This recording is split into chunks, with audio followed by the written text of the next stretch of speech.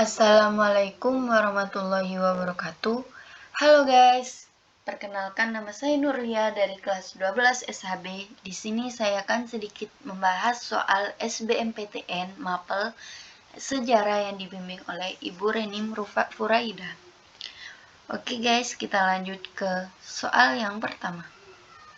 Setelah dikuasai Inggris, wilayah Hindia Belanda kembali diserahkan kepada Belanda pada tahun 1824 berdasarkan konvensi A. Wina, B. Tuntang, C. London, D. Amsterdam, E. Den Haag.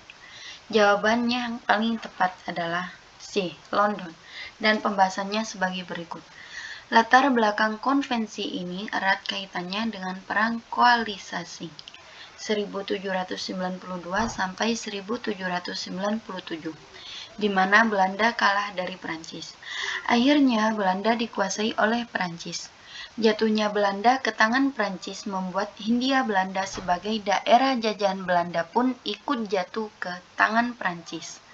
Seiring berjalannya waktu, Perang Koalisasi kembali terjadi pada tahun 1813 sampai 1814.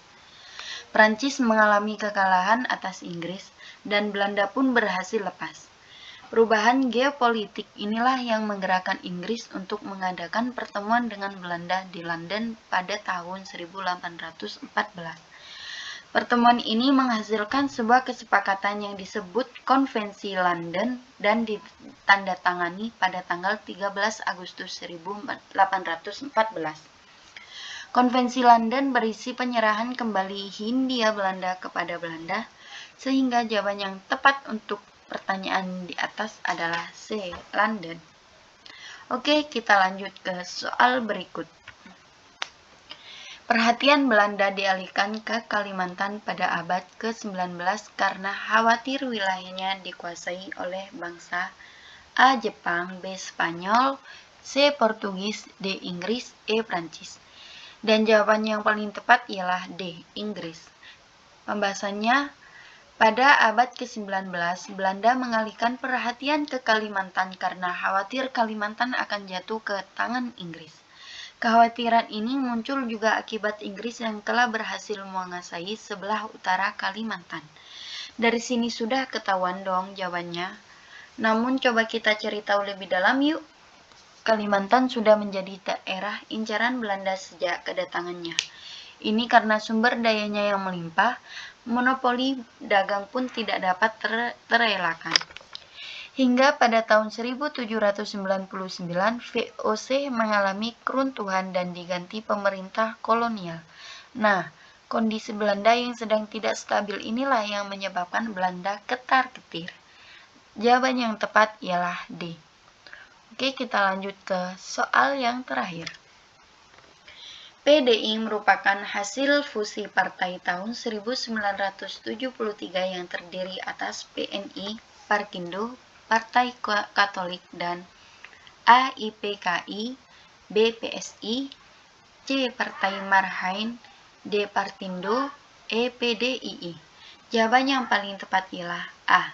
IPKI. Dan pembahasannya sebagai berikut. Pada masanya kepemimpinan Soeharto terdapat beberapa upaya yang dilakukan untuk meningkatkan stabilitas politik.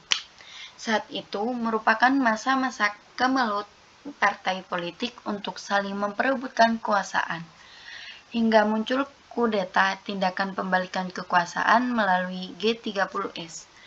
Untuk menyelesaikan permasalahan tersebut, maka dibentuklah disabilitas politik melalui penggabungan partai politik yang memiliki ideologi yang sama.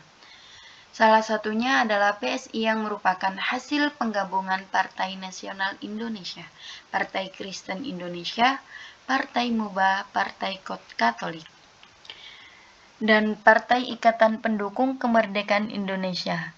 Nah, dari sini dapat kita simpulkan bahwa jawaban yang tepat ialah A. IPKI. Oke, cukup sekian pembahasan dari saya. Kurang lebihnya saya mohon maaf. Wassalamualaikum warahmatullahi wabarakatuh. See you guys.